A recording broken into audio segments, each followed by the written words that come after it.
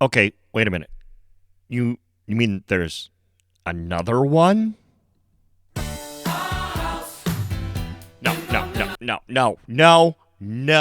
No. I don't care if there's 1,000 of those commercials, and I'm starting to think there are. That's it. No more. Let's start the show, and let's just try and get that song out of our head. Welcome to the podcast, which is all about the world of marketing and television through TV, shopping networks, and infomercials. Are we on the air? I'm your host, Shawn Wilsey, and for over 30 years I hosted shows on cable shopping networks, generating hundreds of millions of dollars in sales, and now I want to be your guide into this world, explaining how it works, why it works, what doesn't work, and introduce you to the people who are making it the success that it is today, working under the assumption that it is the success that it is today, and that's part of our topic. Okay, curiosity's getting the best of me. I have not played this through. For those that are listening here and not knowing what's going on, go back and listen to the last show. I started our series about bad commercials. And what you heard was, what would this be, version 5 of a bad commercial from last year for a grocery store in the north called Hy-Vee. Curiosity's getting the best of me now, which is probably a bad thing. Let's see where this goes. I promise you, just through the opening lines. I just want to see how they're spoofing. The song is called Our House. It was a Madness song in the early 1980s, one of my favorite groups of the 80s, and this grocery store is butchering it by doing song parodies of it. Bad ones, I'm learning. And this is version number 5 of this commercial. I just want to hear how they're going to spoof the song Our House just in their opening lines. Let's just back it up just a tiny bit. In the middle of our street, our house. In the middle of our house, it's back to school. Oh, okay. So there's our theme. It's back to school.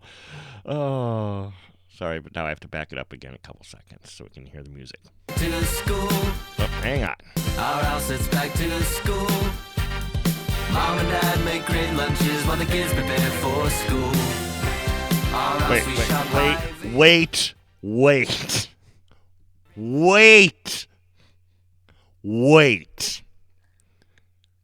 They did not. Oh my. Were they phoning it in or what? I thought it was bad at the last one. If I heard this right, they didn't even attempt a rhyme. They just used the word school twice. Our house, it's back to school. Mom and Dad make great lunches while the kids prepare for school. Okay, that's it. We're done. Never, ever playing another one of those again. Ever. That has to be the worst song parody ever. School. They need a... Cool. I'm just thinking off the top of my head here. Cool. All right, what was the opening? It's time for back to school. Mom and Dad make sure that I'm looking really cool. Just off the top of my head, I came up with a rhyme. Oh, my gosh. All right. Well, Hy-Vee commercials, some of the worst of all time. Without a doubt. Anyway, topic for this show is actually QVC. And, I got to think just since we're in a musical mindset, let's go back to 1987 real quick.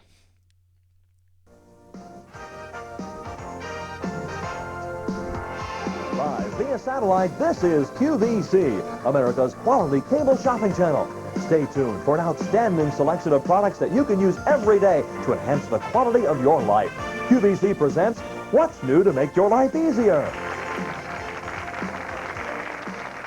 Love the fake applause. Nice touch.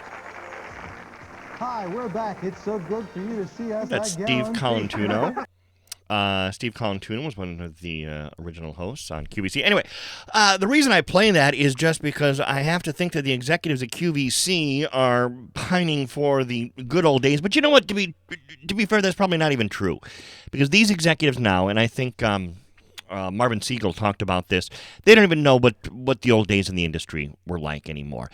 They released their numbers for the year. Their fiscal year just ended, and they released their numbers. And so it is time for an In the News segment as we examine what's going on in the world of television shopping, and as we take a look back And actually, I'm not even going to read it. I was going to read a bunch of the press release that came out. You know what was very telling for me? I'm a CNBC junkie. From the moment I wake up in the morning, I'll have CNBC on all day long. Only time I don't is pretty much if I have Bloomberg on. And I didn't even know QVCs had released their yearly numbers, let alone their quarterly numbers. Usually in years past, that would have been something they would have talked about on CNBC or Bloomberg. Silence.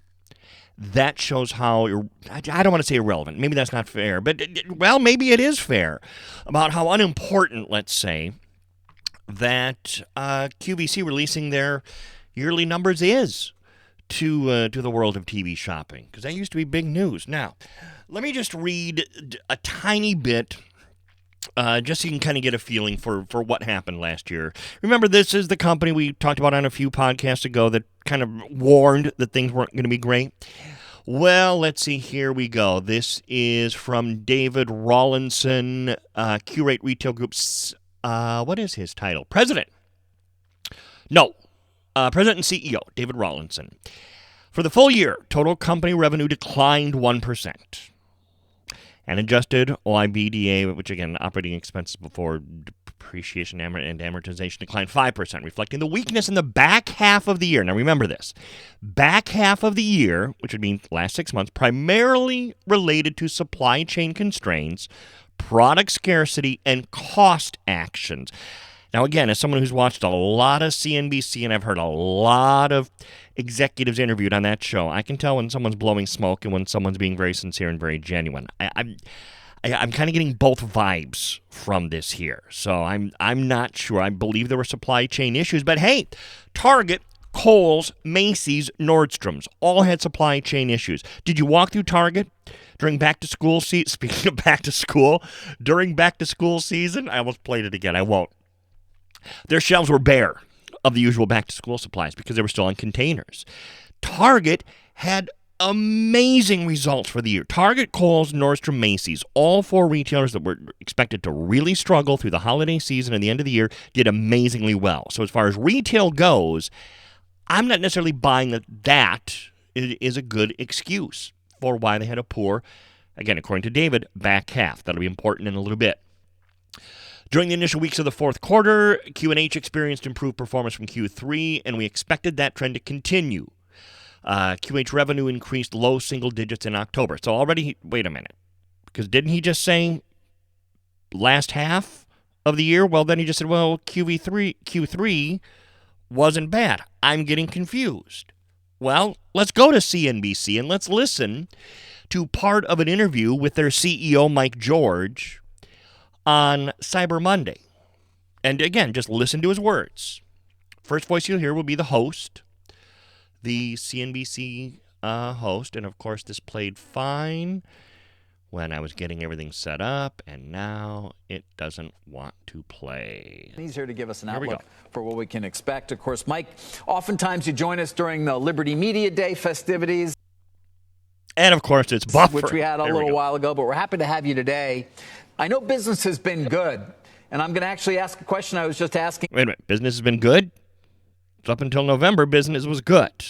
But he said in the back half of the year... Okay, well, let's keep going. Involving the DoorDash IPO. You know, the question a lot of your investors have is this bump up that you've seen, based on a number of trends, sustainable? Well, it's good to be with you, David, on this Cyber Monday. We think the bump up is sustainable. You know. Really? Cyber Monday, he thinks the bump up is sustainable. So remember, this is after they've started to see the results from Black Friday weekend. He's thinking that the results are sustainable. Cyber Monday following Black Friday. Well, that's interesting.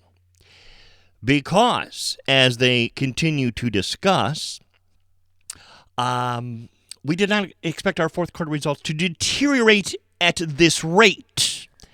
So, why would that be happening? Well, three main factors: temporary drivers, execution challenges, and long-term macro headwinds. What does that mean? And again, I'm just going to start paraphrasing here because listening to someone read gets very boring.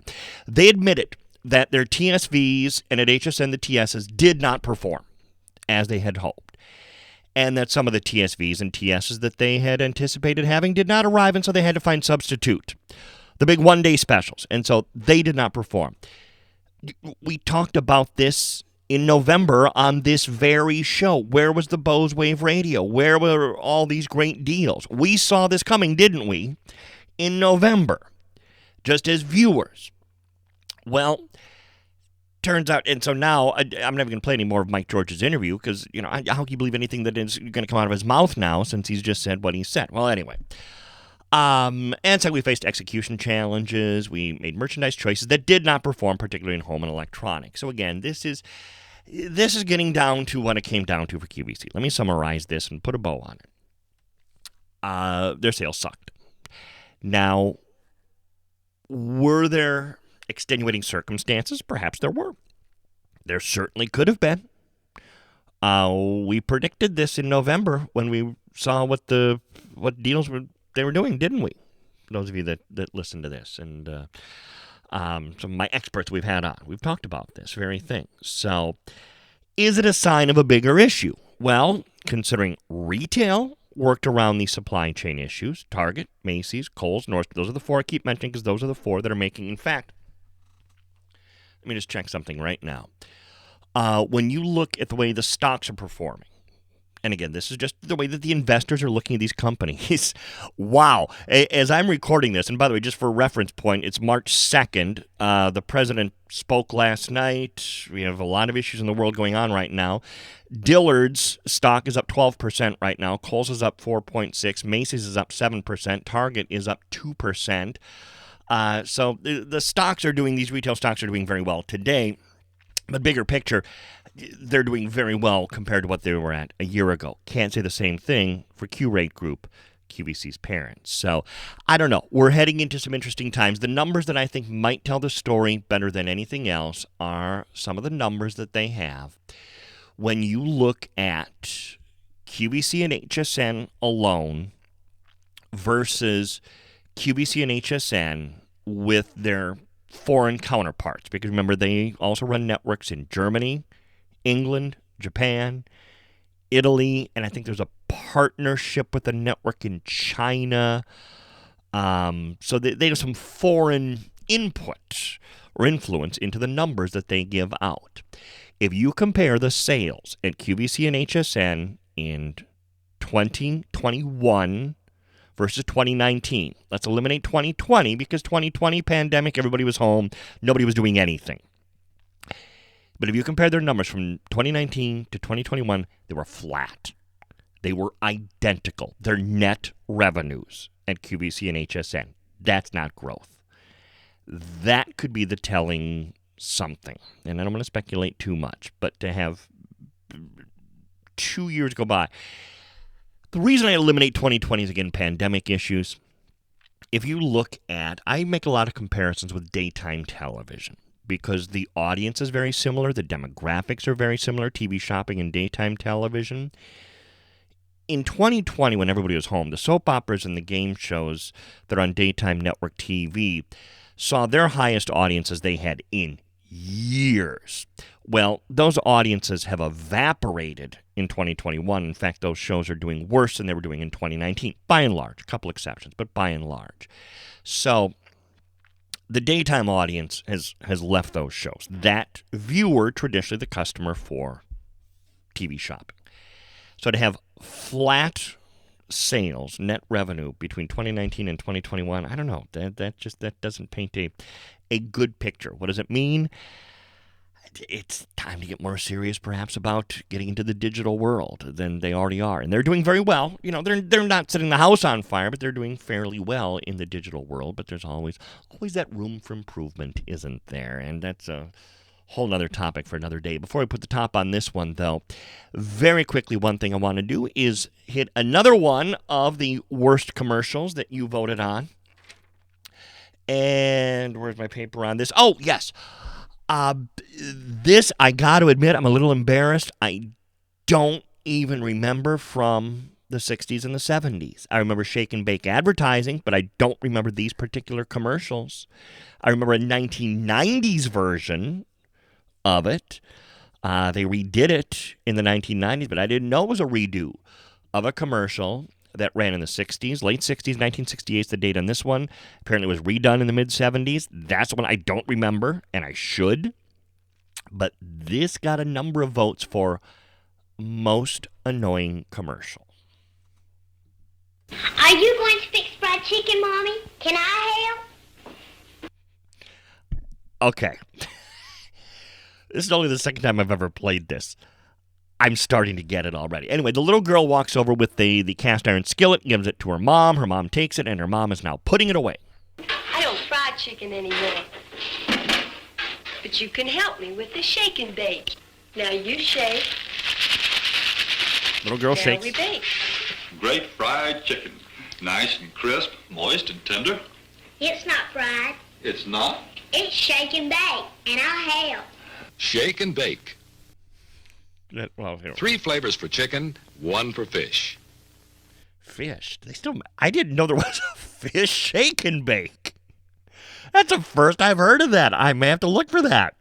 As we're recording this show today, Lent is just starting, and I've just been thinking, okay, as a good Catholic boy, I need to start thinking of new and innovative ways to prepare fish on Fridays. Well, I'm going to look and see if fish shake and that. Oh, that just sounds terrible. Fish shake and bake? Fish? Ugh, I haven't had shake and bake in years to begin with. Nothing wrong with the product. I don't want to say anything disparaging about it. We used to eat it when I was a kid. But fish in shake and bake. I mean, pass on that. I don't know. That is a very interesting concept, though. But yeah, that made the list of some of the most annoying commercials. And like I said, there was a 1990s reboot of that commercial. And I always find that interesting when a company, because I didn't remember the 70s, so it had to be 20 years before they brought that commercial back with, again, the little girl who, oops, wrong button. Now we're doing the same for potatoes. Introducing Shake and Bake Perfect Potatoes. 2 ways to turn fresh potatoes into delicious oven-roasted potatoes. It's shake and bake, and I'll help. What they did with that version of that is they had a little black and white what's the word I'm looking for? Kind of inset into the video of the little girl from the original 60s commercial. It never dawned on me that was actually a little clip from the original commercial. So, but anyway. 30 years ago, we changed the way America makes chicken. Now we're doing the same for potatoes. Okay, who knows? I don't think that product survived.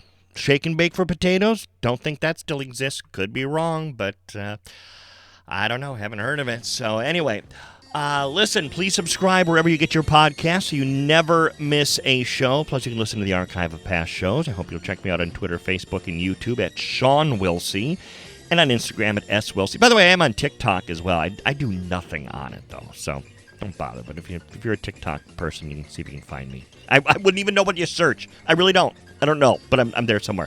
Thank you for downloading this edition of Are We On The Air? This has been a King Bobby production. Yes, I know, Travis. That's why we give such bargains.